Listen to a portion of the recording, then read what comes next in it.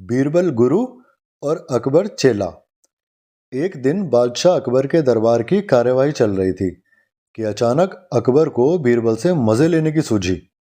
उन्होंने बीरबल से मस्खरे अंदाज में एक टेढ़ा सवाल पूछा कि बीरबल, जरा बताओ कि हथेली पर बाल क्यों नहीं उगते। सवाल सुनते ही बीरबल की समझ में आ गया कि बादशाह उनसे स्वाद लेना चाहते हैं। बीरबल फौरन जवाब न देकर सोच में डूब गए। बादशाह ने फिर उनको टोका, आज क्या बात है बीरबल, वैसे तो तुम हर सवाल का जवाब तपाक से दे देते हो, आज क्या हो गया। बीरबल ने शांत मन से कहा, हुआ कुछ नहीं जहाँपना, मैं तो ये सोच रहा था कि किसकी हथेली पर। अकबर अपनी हथेली दिखाते हुए बोले कि हमारी हथेली पर भाई, और किसकी।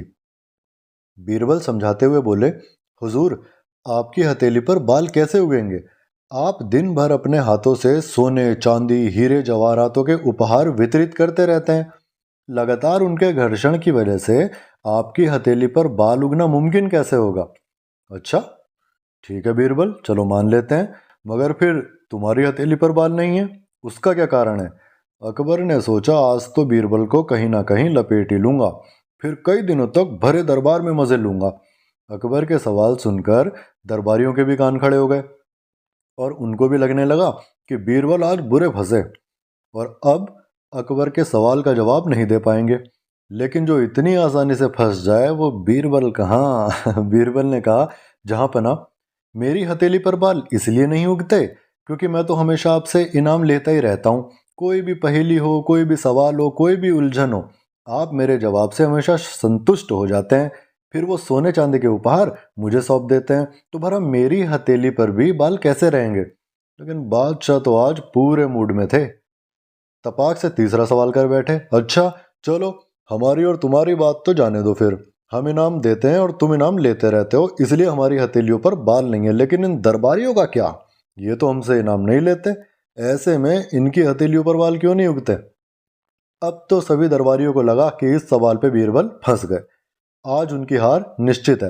वो मन ही मन खुश हो रहे थे कि बीरबल का जवाब हाजिर था।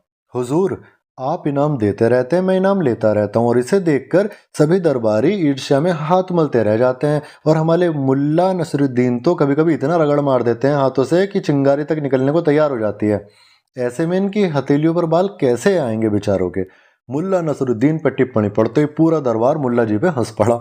अब अकबर को मजे तो लेने थे बीरबल से, लेकिन मजाक नसरुद्दीन की उड़ गई। अकबर गंभीर मूड में आ गए और बोले, अच्छा बीरबल, ये तो रही मजाक की बात, अब इन जरा गंभीर प्रश्नों के उत्तर दो ना, तो जानूं। तुम बड़े पूजा पाठी ज्ञानवान हो ना, तो अपने धर्म और ईश्वर के बारे में ही बताओ। अकबर ने बीरबल से 3 प्रश्न पूछे। वो 3 प्रश्न थे, ईश्वर कहाँ रहता है, ईश्वर कैसे मिलता है, और ईश्वर करता क्या है। अब दरबार का माहौल थोड़ा गंभीर हो गया, साथ ही बीरबल भी थोड़े हैरान हो गए। उन्होंने कहा, महाराज, इन प्रश्नों के उत्तर मैं भोजन अवकाश के बाद दूंगा। अकबर मान गए। अब बीरबल भोजन अवकाश के बाद दरबार में पहुंचे। पूरा दरबार दरबारियों से भरा हुआ था और इस दृश्य को देखने के लिए अकबर की रानी और उनका साला भी आ गया था। बीरबल ने बादशाह से कहा कि आपके तीनों प्रश्नों के जवाब मेरे पास है महाराज। अकबर ने कहा, ठीक है, तो बताओ सबसे पहले ईश्वर कहाँ रहता है। प्रश्न सुनकर बीरबल ने चीनी मिला हुआ दूध मंगाया और उसने वह दूध अकबर को दिया और कहा कि चक्कर बताइए दूध कैसा है। अकबर ने दूध चक्कर बताया कि मीठा है। फिर बीरबल ने कहा कि आपको इसमें चीनी दिख रही है। अकबर ने कहा, नहीं, चीनी तो नहीं दिख रही, वह तो दूध में घुली हुई है। बीरबल ने कहा, जहां पना, ठीक इसी तरह ईश्वर भी संसार की हर चीज में घुला हुआ है, लेकिन दूध में घुली हुई चीनी की तरह दिखाई नहीं देता। बादशाह अकबर जवाब से संतुष्ट हो गए। दूसरा प्रश्न पूछा, ठीक है, तो अब ये बताओ ईश्वर कैसे मिलता है। इस प्रश्न का जवाब देने के लिए बीरबल ने इस बार दही मंगवाया और अकबर को दही देते हुए कहा, जहां पना, क्या आपको इसमें मक्खन दिखाई दे रहा है। अकबर ने कहा, दही में मक्खन तो है, लेकिन दही मथने पर ही मक्खन दिखाई देगा ना। बीरबल ने कहा, जी हाँ, ठीक इसी प्रकार ईश्वर भी मन का मंथन करने पर ही मिल सकते हैं। बादशाह अकबर इस जवाब से भी संतुष्ट हो गए। अब अकबर ने तीसरा प्रश्न पूछा, ईश्वर करता क्या है। बीरबल ने कहा, इस प्रश्न के जवाब के लिए आपको मुझे गुरु मानना होगा। बादशाह अकबर ने कहा, ठीक है, अब से तुम मेरे गुरु और मैं तुम्हारा चेला। बीरबल ने आगे कहा, गुरु हमेशा ऊंचे स्थान पर बैठता है और शिष्य नीचे बैठता है। बादशाह अकबर तुरंत अपने सिंहासन से उठ गए और बीरबल को सिंहासन पर बैठाकर खुद नीचे बैठ गए। सिंहासन पर बैठते ही बीरबल ने कहा, जहांपना, यही आपके तीसरे प्रश्न का जवाब है। ईश्वर राजा को रंक बनाता है और रंक को राजा बना देता है।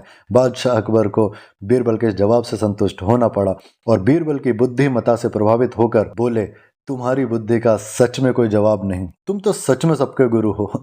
दोस्तों, कहानी से सीख ये मिलती है कि ऐसा कोई सवाल नहीं, कोई समस्या नहीं जिसका हल नहीं हो सकता। बस अपनी बुद्धि को हमेशा तेज, मन को साफ रखें। हाजिर जवाबी के लिए दिमागी रूप से सतर्क होना बेहद जरूरी है। कभी भी कठिन से कठिन प्रश्न देखकर बिना कोशिश किए हथियार न डालें। कहानी पसंद आई हो तो प्लीज चैनल को सब्सक्राइब कीजिएगा। धन्यवाद।